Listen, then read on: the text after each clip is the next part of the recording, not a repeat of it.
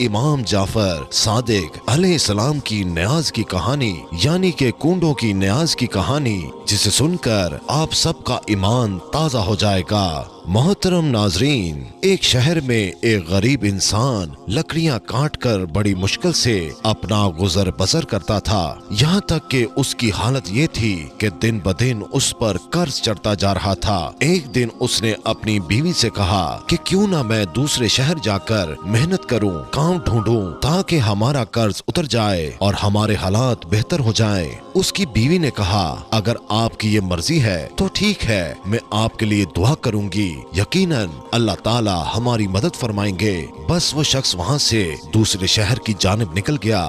دوسرے شہر میں اس نے بہت کام ڈھونڈا لیکن اس کو کام نہیں ملا، تو اس نے وہیں لکڑیاں کاٹ کر گزر بسر کرنا شروع کر دیا۔ اس نے یہ چاہا کہ کچھ پیسے جمع کر لوں، اس کے بعد اپنے وطن واپس چلا جاؤں گا، لیکن اس کی بیوی روتی رہتی تھی، دن رات دعا کرتی رہتی۔ جب اس کے گھر میں کچھ بھی نہ بچا تو وہ گزر بسر کرنے کے لیے شہر کے وزیر کے پاس گئے اور کہا کہ میں غریب اور لاچار ہوں، مجھے اپنے گھر میں تھوڑی سی جگہ دے دیں، میں آپ کے گھر کا کام بھی کرتی رہوں گی، مجھے بس 2 وقت کا کھانا دے دیں۔ وزیر نے اپنی بیوی کو کہا کہ اس کو گھر میں رکھ لو اور اس کو نوکروں کا کام سمجھا دو۔ وہ مجبور عورت اس وزیر کے گھر کام کرتی رہی اور اپنے شوہر کے لیے دعا مانگتی رہی۔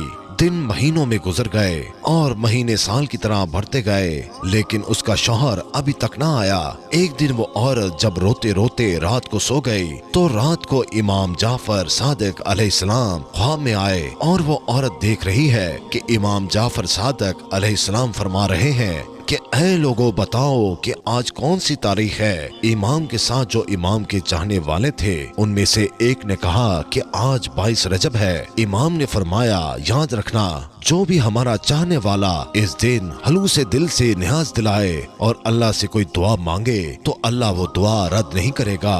بس یہ سننا تھا کہ عورت کی آنکھ کھل گئی، وہ نیند سے جاگ گئی۔ اس نے جب دیکھا تو وہ رات 22 رجب کی تھی۔ اس عورت نے صبح اٹھ کر امام جعفر صادق علیہ السلام کی نیاز دی اور دعا مانگی۔ یہ عمل ابھی چل ہی رہا تھا، وہ نیاز بانٹ ہی رہی تھی کہ وہاں دور جو اس کا بے وطن شوہر تھا لکڑیاں کاٹ رہا تھا۔ لکڑیاں کاٹتے کاٹتے ایک مرتبہ کلہاڑی جب اس نے درخت پر ماری تو جیسے ہی درخت گرا تو اس کی جڑوں میں خزانہ چھپا ہوا تھا۔ وہ خزانہ دیکھ کر خوش ہونے لگا اور اللہ کا شکر ادا کرنے لگا، اور اللہ کا شکر ادا کر کے وہ خزانہ لے کر گھر واپس لوٹ آیا۔ اپنی بیوی کو لے کر ایک شاندار محل بنایا اور دونوں خوش رہنے لگے۔ پھر بیوی نے اپنے شوہر کو بتایا کہ جو اللہ کا کرم ہوا ہے یہ امام جعفر صادق علیہ السلام کا صدقہ ہے۔ امام جعفر صادق علیہ السلام میرے خواب میں آئے تھے، انہوں نے کہا تھا کہ اس دن نیاز کر کے اللہ سے ہمارے صدقے دعا مانگو، تمہارے حالات بدل جائیں گے۔ وہ دونوں میاں بیوی اس دن امام جعفر صادق علیہ السلام کی نیاز کرتے۔ ایک دن وزیر کی بیوی چھت پر گئی، دور سے دیکھا کہ ایک عالی شان گھر بنا ہوا ہے۔ اپنی کنیزوں سے پوچھا کہ یہ اتنا شاندار گھر کس کا ہے؟ کنیزوں میں سے ایک کنیز نے کہا اے شہزادی، یہ آپ کی اس کنیز کا گھر ہے جو آپ کے ہاں کچھ دیر کام کرتی رہی۔ شہزادی نے کہا اتنا بڑا محل کیسے بنا؟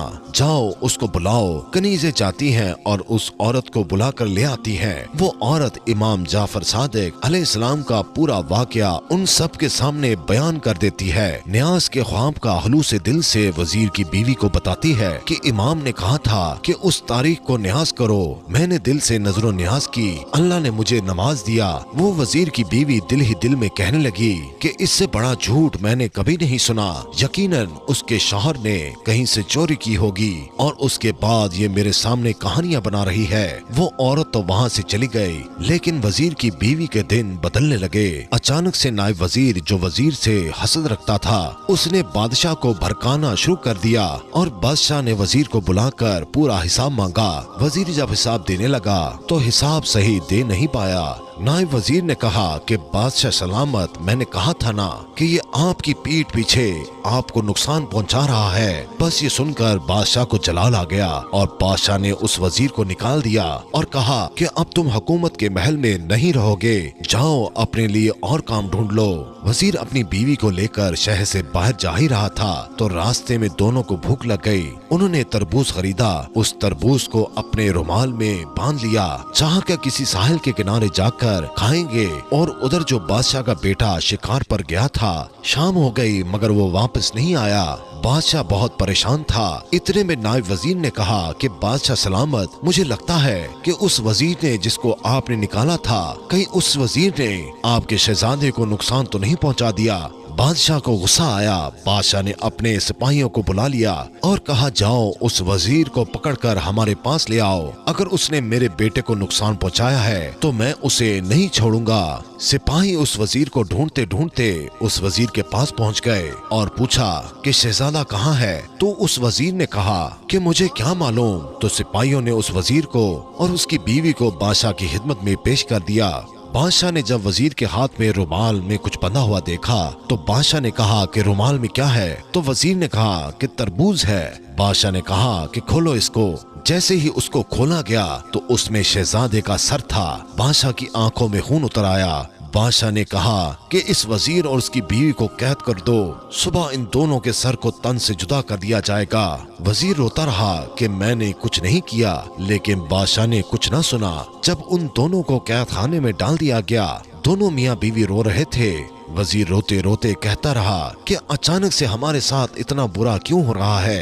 यकीनन मुझसे कोई गुनाह हुआ है जिसकी ये सजा है। इतने में वजीर की बीवी रोकर कहने लगी कि बुरा तुमसे नहीं बल्कि मुझसे हुआ है। तुम्हें याद है हमारे यहाँ एक नौकरानी थी, वो कल मेरे पास आई थी। आज वो शहजादी की तरह रहती है। मैंने जब उससे पूछा कि इतने पैसे कहाँ से आए तो उसने कहा कि इमाम जाफर सादिक अलैहिस्सलाम ख्वाब में आए थे। उन्होंने कहा कि मेरी नजर करो और फिर दुआ मांगो, अल्लाह तुम्हारे हालात बदल देगा। मैंने उसकी बात को झूठा समझा और मुझे लगता है कि तभी से हमारे हालात बदल चुके हैं। वजीर ने कहा, ऐ बदबख्त औरत, इससे बड़ा गुनाह क्या होगा? तुमने इमाम के मौइज़े पर शक किया, तौबा करो। और मिलकर दोनों मियाँ बीवी तौबा करने लगे और दोनों ने ये दुआ कर ली, ऐ मेरे अल्लाह, अगर हम दोनों को रिहाई मिल गई तो हम हर साल 22 रजब को इमाम जाफर सादिक अलैहिस्सलाम की न्याज करेंगे।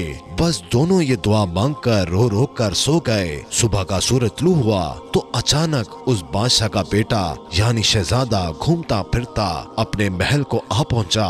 बादशाह शहजादे को देखकर हैरान हो गया और कहने लगा, तुम कहाँ थे? शहजादा कहने लगा, मैं तो शिकार पर गया था। बादशाह हैरत से पूछने लगा, फिर ये सर किसका था? जाओ जल्दी से वजीर और उसकी बीवी को बुला लाओ। वजीर और उसकी बीवी बादशाह की खिदमत में लाए गए और उन्होंने पूरा वाकया बादशाह को सुनाया। बादशाह ने इमाम जाफर सादिक अलैहिस्सलाम का नाम सुना और उन्होंने कहा, आज से हर साल 22 रजब को जहाँ जहाँ मेरी सल्तनत है वहाँ इमाम जाफर सादिक अलैहिस्सलाम की न्याज दी जाएगी। और वजीर को वापस अपने ओहदे पर कायम कर दिया और नायब वजीर को अपनी सल्तनत से निकाल दिया।